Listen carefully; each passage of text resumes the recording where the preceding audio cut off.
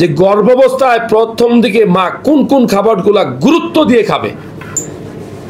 ধন্যবাদ ডাক্তার জয়নাল আবেদিন সাহেব এবং আপনারা যারা প্রশ্ন করছেন তাদেরকে। গর্ভাবস্থায় আমরা মেনলি প্রথম অবস্থায় তো বেশি খাইতে পারে না মায়েরা, কিন্তু আমরা চেষ্টা করব যে প্রোটিন জাতীয় খাবারগুলি আমরা একটু বেশি খাওয়ার জন্য। অনেকেই মনে করে ভাত বেশি খাইতে হবে, রুটি বেশি খাইতে হবে না। আপনি যা পারেন, যা আপনার ইচ্ছা করে আপনি তাই খাবেন প্রথম অবস্থায়, এবং চেষ্টা করবেন আপনার পানি জাতীয় খাবার বেশি খাওয়ার জন্য। আপনি একটু স্যুপ খেতে পারেন, মুরগির স্যুপ করে নিতে পারেন, একটু ডিমের স্যুপ করে নিতে পারেন, ডিমের সাথে আপনি একটু সবজি দিতে পারেন। এই খাবারগুলি আপনি খাওয়ার তালিকায় অবশ্যই রাখবেন। সাথে আপনি ফল খেতে পারেন।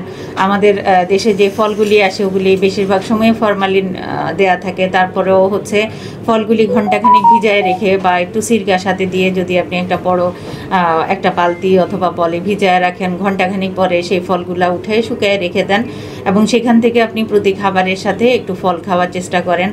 সাথে আমাদের দেশে যে ফলগুলি আছে যেমন কলা, আমড়া, পেয়ারা, যেগুলো ভিটামিন সি সমৃদ্ধ খাবার সেগুলো নিতে পারেন।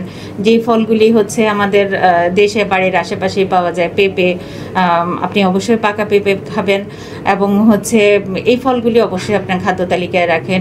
অবশ্যই প্রতিদিন ডিমের চাহিদা, প্রোটিনের ঘাটতি পূরণের জন্য আপনার কম দামের মধ্যে ডিম খেতে পারেন, দুধ খেতে পারেন, একটু ছোট মুরগির বাচ্চা খেতে পারেন।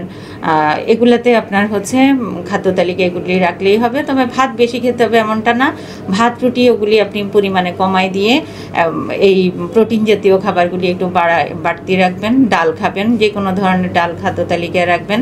প্লাস এই খাবারগুলি খাবেন। আর চিনি মিষ্টি জাতীয় খাবারটা প্রেগনেন্সিতেও একটু অ্যাভয়েড করে চলা উচিত। যতটুকু ইচ্ছা করে খুব বেশি পরিমাণ না খাওয়াটাই ভালো।